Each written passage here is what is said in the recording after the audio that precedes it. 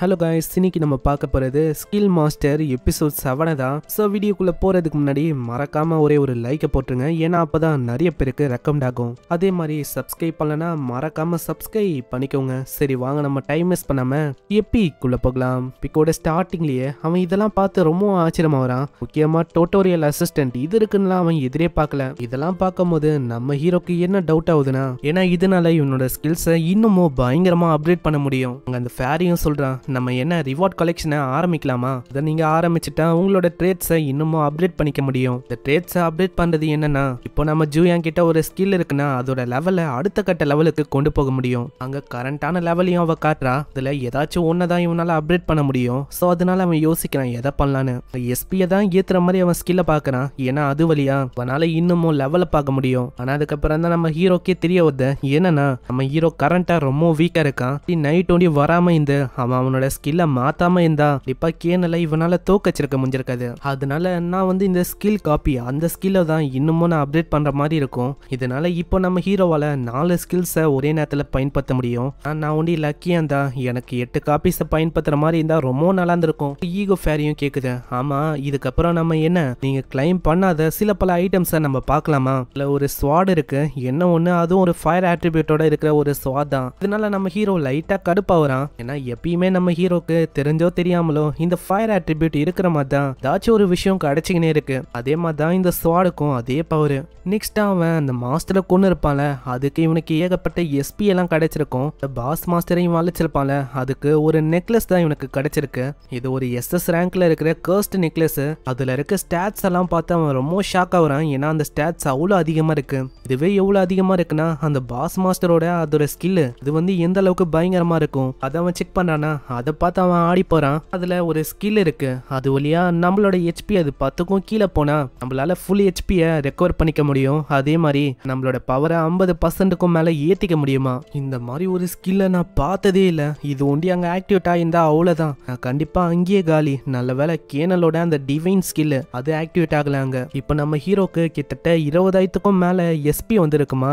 எல்லாத்தையுமே வச்சு நிறையவே சிம்பிளான ஸ்கில்ஸ் அப்டேட் பண்ணிக்கிறான். முக்கியமா சேஃப்டி முக்கியம். அதுக்காக சேஃப்டிக்காகவே நிறைய ஸ்கில்ஸ் அவன் அப்டேட் பண்றான். அங்க இதனாலேயே ஆளு ரொம்ப டயர்ட் ஆயிடுவான். எனக்கு வந்து இது போதும். ஆனா அதுக்கப்புறம் தான் அந்த ஃபேரியை ஒரு குண்டை தூக்கி போகுது. இல்ல இது ஒண்டி தான் ஜஸ்ட் ரிவார்டுன்னு இல்லை உங்களுக்கு. நான் ரியலான டோட்டோரியல் கோஸ்டே இப்போதான் ஆரம்பிக்குது. ஏன் இப்படி சொல்றேன்னா, அந்த மெயின் கோஸ்டோட இன்னொரு விஷயத்த நீங்க நல்லா பாத்தீங்களா? அதுல என்ன போட்டிருக்கோம்னா, பத்தியும் இந்த மனுஷங்களையும் நம்ம ஹீரோ தான் காப்பாத்தணும்னு போட்டிருக்கோம்.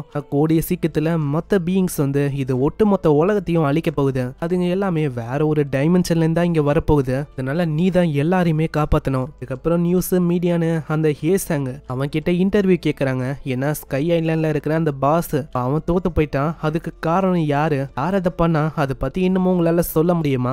நாங்க தான் கஷ்டப்பட்டு அதை தோக்கடிச்சோம். சரி அது இருக்கட்டும், இந்த மாதிரி அதோட ரிவார்டு வந்து என்னது அப்படின்னு கூட்டத்துல யாரோ ஒருத்தங்க கேட்க நம்ம ஏசாங்க்கு ரொம்ப கடுப்பா இருக்கு. அந்த ரிவார்டை நம்ம ஏசாங்கால அடைய முடியல. அந்த பாஸ் மாஸ்டரோட ரிவார்டு வந்து ஒரு ஸ்கில்லை பூஸ்ட் பண்ற ஒரு ரிவார்ட் தான் அப்படின்னு சொல்லிட்டு அவன் போயிடறான். இது எல்லாத்தையுமே டிவில நம்ம ஹேஜேவும் பார்த்துன்னு இருக்கான். இப்போ ஏசாங்க செம்ம கடுப்பா இருக்கான். போச்சு போனால அந்த ஆளு ஒண்டி மாட்டினானா அவ்வளவுதான், அவனை கொன்னே போட்டாலும் ஆச்சரியம் இல்லை, அந்த அளவுக்கு கடுப்பா இருக்கான். இந்த சைடு நம்ம ஹேஜியும் கால் பண்ணினே இருக்கான். இருந்தாலும் அவன் காலையே எடுக்கல.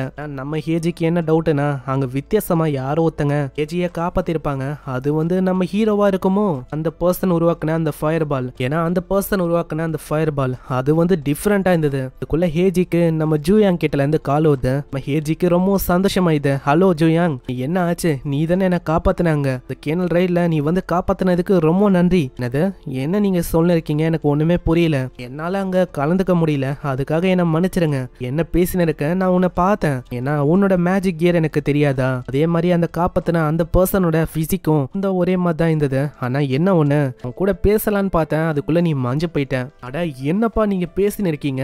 நான் வந்து அங்க ரைடுக்கு வர கூட இல்ல. எனக்கு தெரியும் ஜூயாங், அது வந்து நீ தான். இல்ல இது வந்து நான் இல்ல, மன்னிச்சிருங்க. என்னால அந்த ரைட்ல ஜாயின் பண்ண முடியல. அதே மாதிரி அந்த டைம்ல நான் அங்க இல்லவே இல்ல. அந்த டைம்ல தான் நான் குளிச்சு நின்றனே இப்படின்னு நம்ம ஹீரோ கட் பண்ணி விட்டுறான். அங்க இப்பதான் உனக்கு கொஞ்சம் நிம்மதியா இருக்கு.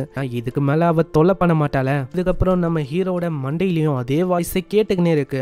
ஃபேரி தான், அதுதான் அங்க சொல்லுது, நீங்க தான் இந்த உலகத்தை காப்பாத்த வந்திருக்க ஒரு ஹீரோ. ஏன்னா இந்த உலகத்துல கூடிய சீக்கிரத்துல இந்த டைமென்ஷன்ல இருக்கிற ஆளுங்க வந்து இன்வேடர் பண்ண போறாங்க. அதனால நீங்க தான் இந்த உலகத்தை காப்பாத்தணும். ஆனா அதுக்கு அதுக்கு நீங்க கவலைப்பட வேணாம். ஏன்னா உங்ககிட்ட ஒரு ஸ்பெஷலான பவர் இருக்கு. இதுதான் ஸ்கில் மாஸ்டர்.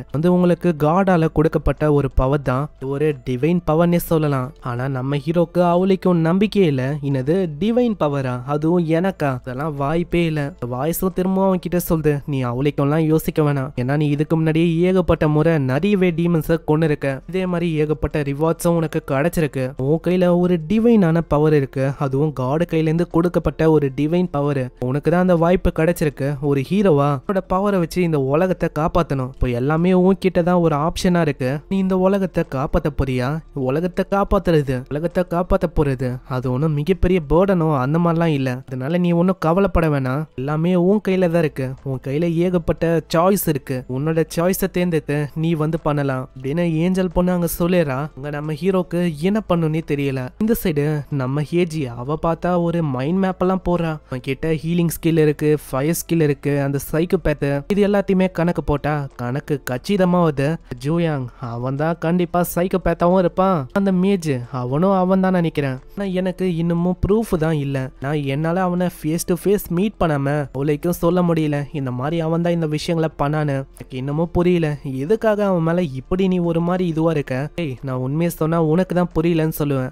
எஸ் ரேங்க் ஜோனுக்கு போயிட்டா அவ்வளவுதான். நம்மளுக்கு எப்போ என்ன ஆகும் அது நம்மளுக்கே தெரியாது. எப்போ ஆனாலும் நம்ம எந்த போறதுக்கு வாய்ப்பு இருக்கு. இதுவே சைக்கோபேத் மாதிரி அவனை மாதிரி ஒருத்தன் நம்மளோட பார்ட்டியில இருந்தா அவ்வளவுதான். நம்மளுக்கு எதுவுமே ஆகாது. நம்மளும் மாசா இருக்கலாம். இதே மாதிரி மேக்ஸை வச்செல்லாம் கணக்கு போட்டு ஜூயாங் நாளைக்கு டி ரேங்கா இருக்கிற அந்த கேவ் ஸ்பைடர் அங்கதான் வரப்போறான் அப்படின்னு சொல்றான். பிரதர்காரனுக்கு எதுவும் நம்பிக்கையே இல்லை இப்படி எல்லாம் நடக்கும்னு. அடுத்த நாளே ஜூயாங் தெரியாதனமா அங்க மாட்டிப்பானா. அங்க ஜூயாங்க அவ புச்சு போட்டுறா. நான் ஒன்னும் ஹண்டிங்க்கு எல்லாம் போகல. எனக்கு தெரியும் அங்க எவ்வளவு நம்ம ஹீரோ ஆக்டிங் பண்ண பாக்குறான். அவ விடவே இல்லையே. எனக்கு தெரியும்பா உன்னை பத்தி எல்லாமே தெரியும். நீ ஏன் உண்மையை சொல்லக்கூடாது? நான் நீ மறைச்சுன்னு இருக்க இது வரைக்கும். இல்ல நீங்க என்ன சொல்றீங்க எனக்கு ஒண்ணுமே புரியல. நான் ஜஸ்ட் ஒரு ஹீலர் தான். என்னப்பா நீ எங்க பின்னாடி எவ்வளவு பெரிய விஷயத்தெல்லாம் பண்ண இருக்க. அது நான் உங்க முன்னாடி ஆக்டிங் பண்றேனா? எனக்கு தெரியல நீங்க என்ன பேசுறீங்கன்னு. ஒரு கட்டத்துல அந்த பிரதர்காரனும் சொல்றான், ஹேய் நான் உனக்கு 500 தரேன். இப்போதைக்கு ஒரு அவருக்கு எங்க கூட வா. ஏன்னா அவ தின்ன மாட்டா. அவ இப்படிதான் அவளோட மைண்டை நீ மாத்தலான்னு பார்த்தா கண்டிப்பா மாத்த முடியாது. அதனால நாங்க போற எத்துக்கு ஒத்துக்குவோம். நாங்க அதுக்கேத்த மாதிரி பேவும் பண்றோம். அதுக்கு அவன் ஒத்துக்கிறான். இதே மாதிரி அங்க போறாங்களா. கேஜிக்கும் அவ்வளவு சந்தோஷமா இருக்கு. அவளும் ஒத்துக்கிறா. சரி வா நம்ம போகலாம். நான் போறதுக்கு முன்னாடி நம்ம ஹீரோ திரும்பவும் ஒரு விஷயத்த சொல்றான். கொஞ்சோண்டு வெயிட் பண்ண முடியுமா? இந்த மாதிரி நான் பாத்ரூம்க்கு போயிட்டு வந்துடுறேன். ஆனா அப்புறம் தான் இவங்களுக்கு விஷயமே புரியும். இந்த மாதிரி இவன் திரும்பவும் ஆரம்பிச்சிட்டானா. என்ன திரும்பவும் அங்க போக போறியா என்ன? ஆமா இந்த மாதிரி நான் போய் தான் ஆகணும்.